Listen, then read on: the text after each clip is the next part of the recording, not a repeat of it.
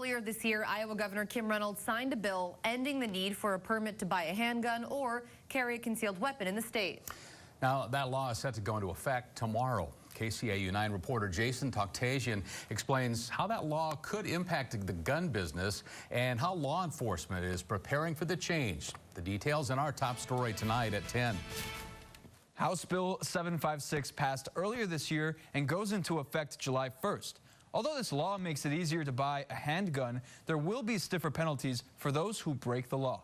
Chase Sajeka is the owner of American Brothers in Arms. He says the new gun law is a step forward. It's giving us back a constitutional right without having to pay for a permit. So in the state of Iowa now, you have to have a permit to even buy a handgun. We've never felt that was right.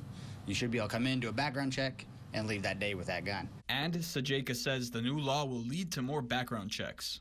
When you come in and purchase a handgun with a permit, we don't run a background check. The permit is your background check in the state of Iowa. Now we will be running background checks on people every time they buy a gun.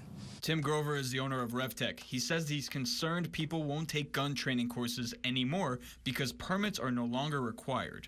The responsibility doesn't go away in the gun community to have a full understanding of the laws and how to actually utilize a firearm, especially in the defense of your life or somebody else. And the Sioux City Police Department is learning how to enforce the new law. The biggest thing that happens when any law changes is we get guidance from our legal department as far as what the new law states and how we enforce that law. And so once the new law takes effect, we receive our guidance and know when it's legal and when it's not legal to carry firearms. Making sure everyone is safe in Siouxland. If for some reason your life is in danger, whether it's domestic abuse or something like that, you have the ability to defend yourself legally instantly.